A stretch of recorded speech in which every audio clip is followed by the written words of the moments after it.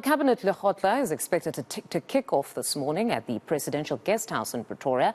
The meeting is set government's priorities for the year. A state of disaster and the electricity crisis is expected to top the agenda. Our senior reporters Siphamandla Goge as well as Aviwe Mtila in Pretoria, and they join us with the very latest. Good morning, gentlemen. Perhaps to start with you, Siphamandla. This Lekgotla is the first and expected to set the tone for the State of the Nation address, but many are also expecting that the state of disaster will top the agenda. Just talk to us about expectations. Indeed, it's a very crucial cabinet Lekgotla because it does not only involve government ministers but premiers as well, directors general, and also people who represent the local government sphere. Remember the issue of local government, the issue of basic services provision, ailing municipalities. All those are set to feature strongly during the President's State of the Nation address next week. But key agenda items to be discussed here today and tomorrow include the energy crisis, violent crime, the issue of service delivery, and other wide-ranging socio-economic challenges that the country is facing. So this cabinet Lekgotla is crucial because it will outline government's priorities moving forward for the year ahead. It will also reflect on challenges. So there has been a number of events and engagements that may have taken place before this two-day government Lekgotla. Remember, there has been the NEC Lekgotla of the governing African National Congress. Why that matters? It's simply because the ANC is the governing party in South Africa. Its policies and priorities are somehow, set to find themselves into the government program as the governing party in South Africa. So remember, the NEC Lekgotla of the ANC has proposed that a national state of disaster be declared over the energy crisis and ESCOM's rolling blackout. As we speak, we're on stage 5, load shedding, as we see Transport Minister. Mr. Mbalula, how are you? Are you fine, outgoing Transport Minister? We see outgoing Transport. Are you fine? Have you resigned? Clearly not yet, eh?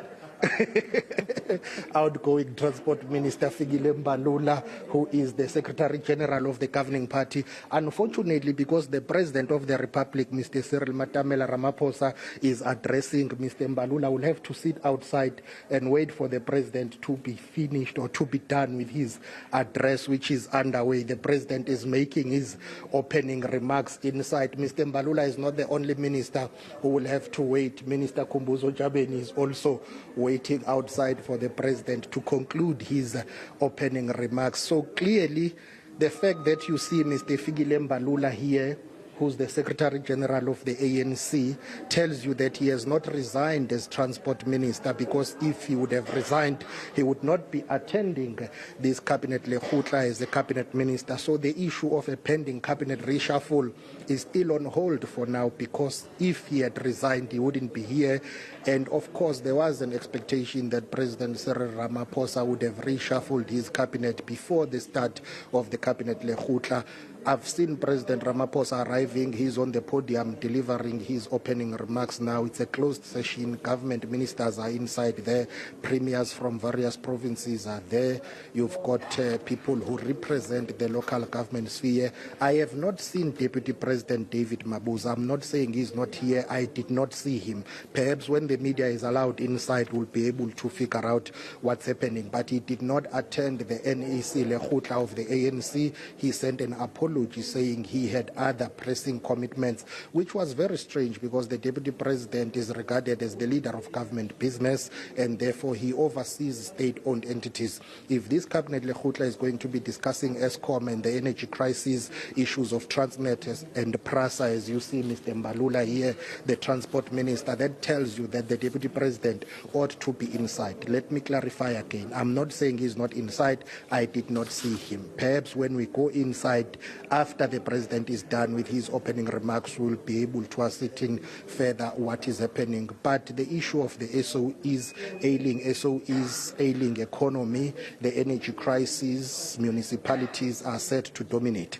Now, when we talk about this cabinet reshuffle that many people have been talking about, Gauteng in particular has submitted at least 3 names to be considered for being members of parliament. They include Paul Mashatile, they include David Makura, as well as Pakstau. In KwaZulu-Natal, the name of Sihle Zikalala, who's #1 on the NEC list, features strongly there. So for now, we do understand that those are the proposals that have been made. The ANC will need to replenish its lists. Provinces will need to replenish their lists from province to province. And at a later stage, after April or May, if I'm not mistaken, then all political parties will have an opportunity to replenish their national to national list. So it's quite a lot of work to be done, because all those would be considered for government portfolios or for executive portfolios would need to be sworn in as members of parliament. When it comes to these talks about the reshuffle, speculation is rife that President Ramaphosa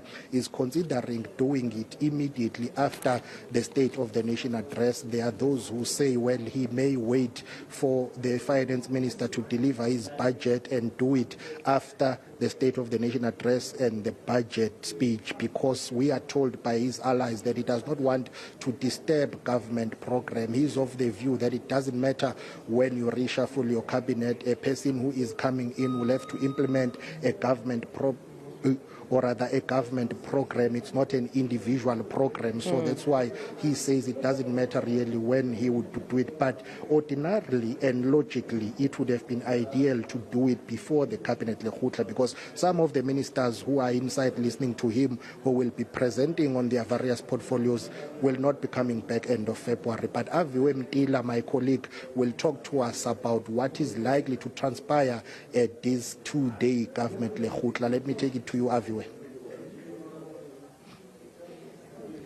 Well, Siphamandla, I can almost guarantee you one of the key talking points inside there will be the energy crisis. Of course, over the next 2 days, cabinet ministers, your premiers, your deputy ministers, and just local government officials are already sitting inside that meeting that is currently being chaired by the president. And it sits at a year that's unlike any other year. I mean, we have the biggest crisis in recent times, and that's the crisis of the rolling blackouts. CSIR, I beg your pardon, has released some stats around the crisis we're facing. And to tell you that 2022 has been the most load-shedding intensive year since its inception, with over 1,900 hours of rolling blackouts. In fact, it goes on to tell you, Siphamandla, that between July and September 2022, we've had the most rolling blackouts than in any other year since 2007 at the event of the rolling blackouts. So that will tell you the crisis that we're currently in, and further going on to tell you that in September alone last year we had more load shedding than the whole of 2020. That would give you the significance of the importance of the discussions around load shedding and what needs to be done, because the CSIR goes on to say that if this crisis is not tackled immediately without any new capacity added, we can see these intensive rolling blackouts continue for another 3 years at the stages that we're currently in. And we do know it is at alarming stages at the moment, with unprecedented stages of stage 6, stage 5, where it's becoming a norm. So you'd expect that ahead of the State of the Nation address, which of course this time next week we'll be gearing up for. It will be, of course, one of those big discussion points. The ANC already has had its own Lekgotla, where it suggests that a state of disaster needs to be tackled around the rolling blackouts. It would be no surprise if one of those announcements that come out the SONA itself is around that state of disaster being announced at the SONA itself. But of course, it's not the only issues, Siphamandla, that will be at the tongues of these ministers and the cabinet dignitaries that are inside there. The issue of crime has also, of course, been making headlines for most of 2022. If it's not the child and woman murders that we've seen, it's the tavern shootings that have been rampant in 2022. If not that, it's the rapes or the kidnappings. The alarming numbers are shocking, where you'd find out that at least 1,300 women were assaulted last year, 1,227 of them attempted murders around there, and the murders themselves at an alarming 989. Just this morning, we woke up to the news of 7 people being gunned down in the town of Unu, and of course, you know the headlines. Even just last week, we saw those people gunned down in in Port Elizabeth, in Gqeberha, where at least 8 people passed away there. So it's those key issues when it comes to grappling with issues such as crime, local governance. We have rolling spades of load shedding that's not boding well for water in itself. We have inconsistent supply of water. So some of those issues that the cabinet inside needs to tackle, and of course heading to that State of the Nation address, have concrete decisions on how to grapple with load shedding, how to grapple with local governance, and also how to grapple with the scourge of criminality that we're seeing. And of course it's quite rampant at this stage. So some of those key issues that we're expecting to be delved upon inside here, heading to the State of the Nation address, which will sit next week, exactly a week from now, and then the budget itself, of course, delivered by the Finance Minister.